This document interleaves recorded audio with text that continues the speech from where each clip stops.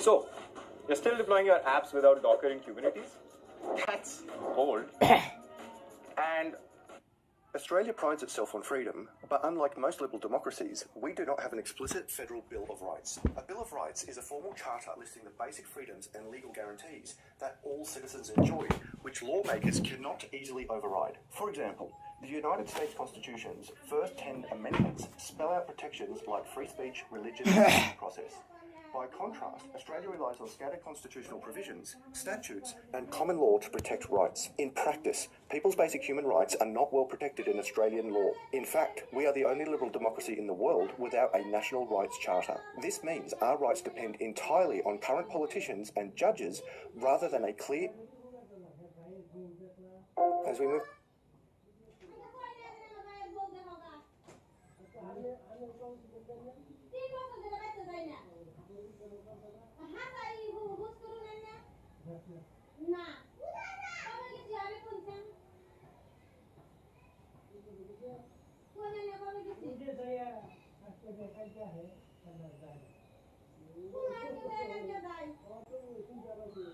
It's no secret that countless Australian families, couples and singles are hurting. Every time the Reserve Bank of Australia announces another rate rise, home owners...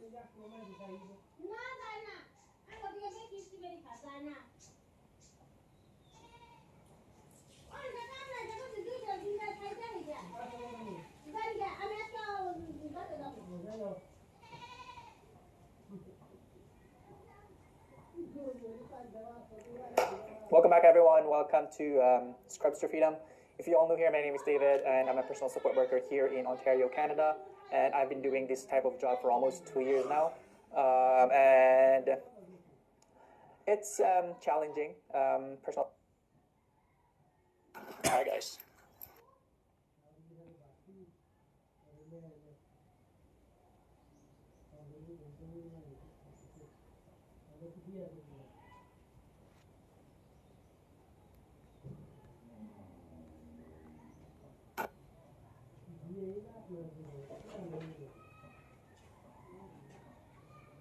Hi, guys. Imagine being able to build an app.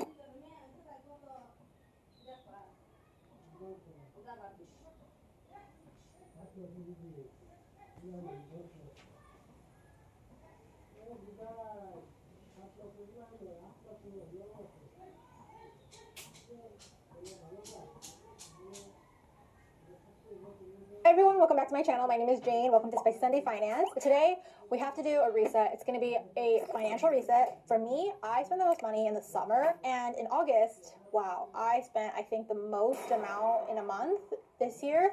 So in order to bounce back from it,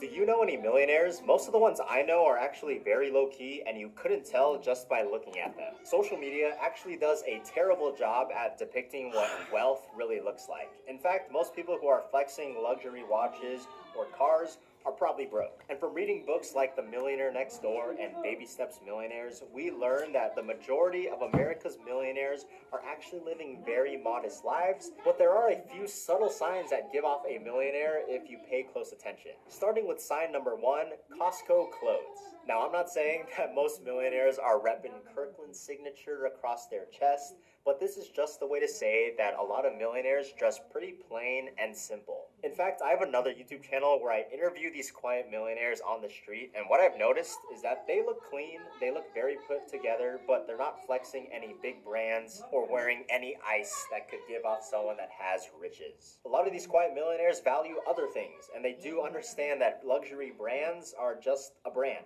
It doesn't mean that the cloth that they're buying is higher quality or will last longer. The next subtle sign is that they're more likely to be driving a Camry over a Caddy. Now, I have nothing against anyone who drives a Cadillac, but a lot of quiet millionaires are folks who are not caught up in what kind of car they drive. They're more focused on utility, durability, and safety. And most of the time, these millionaires throughout their life have never bought a brand new car. In fact, they probably will buy a car that's 2 to 5 years old when someone else has already taken on that major depreciation at the beginning. In fact, Thomas J. Stanley, one of the co-authors of The Millionaire Next Door, studied thousands of millionaire families and other high net worth individuals. And what they found is that less than 1 in 4 millionaires drove a car from the current model years. So used cars seems to be the trend of a millionaire. And something on top of that is that they found most millionaires will drive cars for a longer period of time. Through one study, we learned that over 63% of Americans drive cars for 5 years or less. But yet, the average life expectancy of a car in America today is 12 years old. So why are people giving up or trading or upgrading their cars when they still have more miles left to drive on it? Well, if you're trying to not be a millionaire, you would probably think that car payments are meant to be a part of your life forever. I've seen the pattern too many times from friends and family who will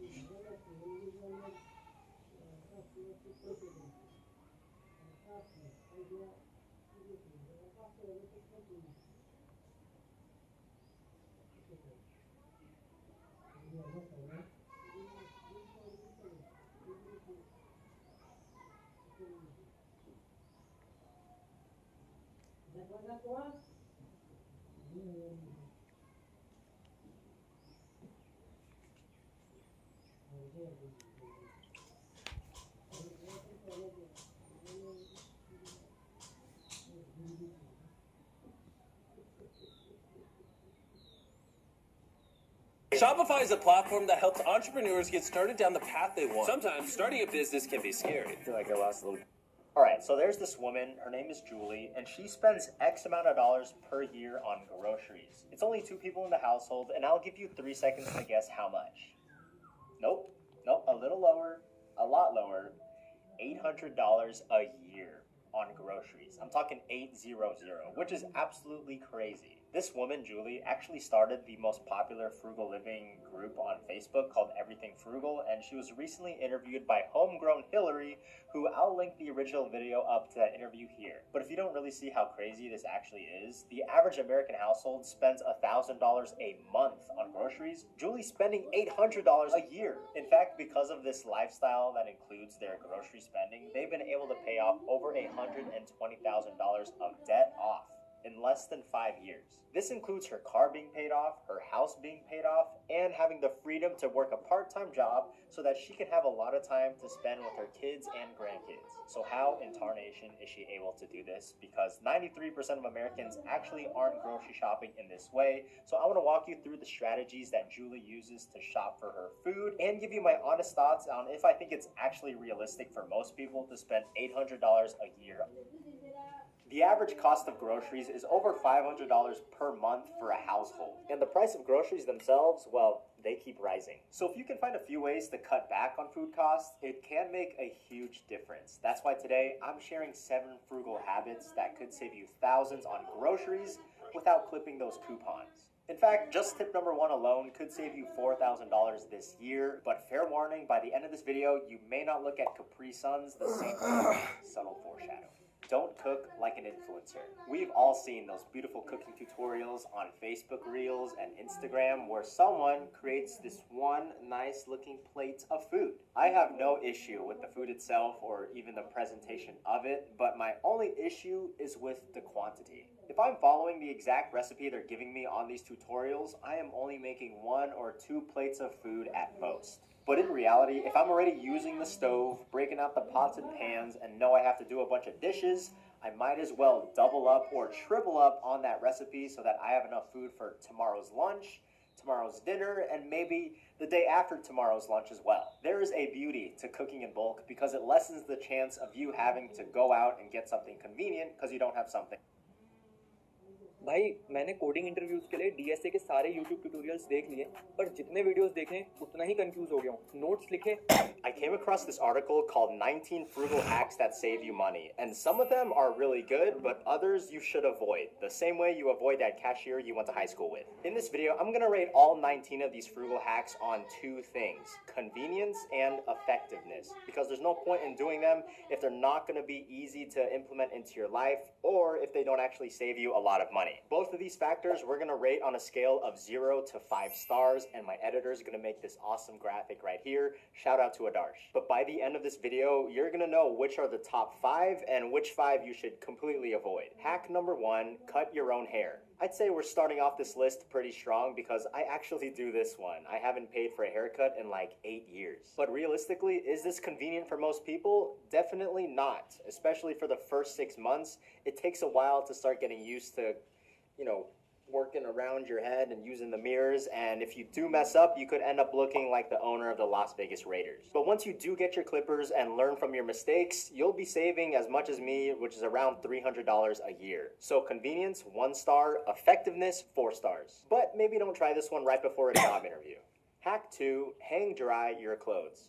This one's not bad. Your dryer is basically a tiny furnace running in your house, and if you know anything about electric usage, whenever you have to heat something up, be the air in your dryer or the water in your dishwasher, it's going to jack up your electric bill by a lot. So hang drying your clothes can save you a lot of money, and it'll help your clothes last longer in the end. The only downside to hang drying is that you need room for it. Unless you have a big backyard with a clothesline or your home is just that spacious, you're probably going to have just clothes hanging everywhere and it's going to look like a laundromat. So if you live in an apartment or a smaller home, convenience is probably a 1, but effectiveness is a 3. Clip them. We all know those people who will go to some crazy extremes to save money. It might be you, and it also might be me. But the truth is, you can be frugal without having to reuse Ziploc bags, eat ramen every meal, or to swear off Raising Cane's for the rest of your life. Because we all love a good Caniac combo. Micro habit number 1, I stopped watching restocking videos. Just look at this video of a mother restocking her daughter's bathroom. Is this girl the Princess of Genovia or what? And looking closer, do you realize how much these name brands cost? Like, I know know what Supergoop can cost you, and that little bottle can be around $40. There's a reason why these restocking videos are almost hypnotic in taking our attention and making us feel like, wow, I want to live like that person. They use the most aesthetic containers and they use the most eye-catching name brands. Also, they just make everything fit perfectly by like filling up their fridges and closets to the max. Ultimately, these restocking videos follow the same formula to create a viral social media video. This isn't meant to reflect reality, it's a way to show off brands, it's a way to earn and monetize for these creators. I'm not saying these creators are evil, they're just doing what makes the money. Like, go earn your bag, but don't go watching these videos and use it as a way to compare your life to theirs, because that fridge is probably not even their fridge. It's probably their content fridge. So go ahead and keep doing what works for you. Buy those generic brands that work.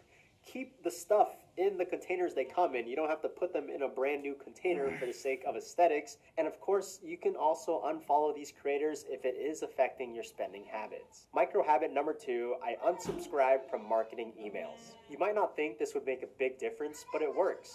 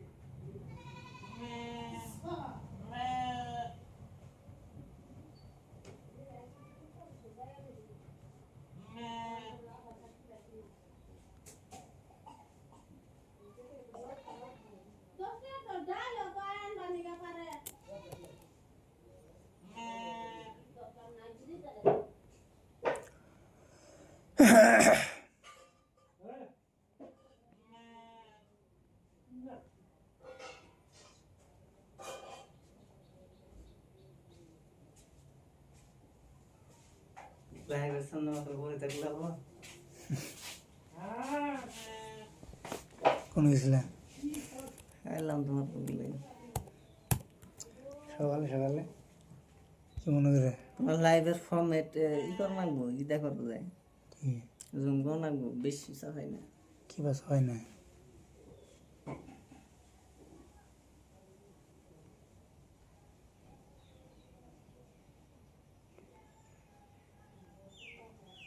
আমাদের দূরে ছিল একটা 10টা 11টা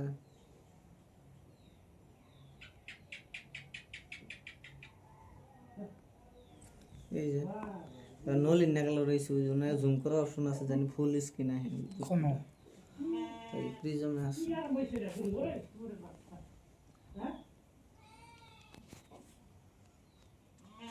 এদিকে Indian নামটা ই কত শুনি start করতে শুনি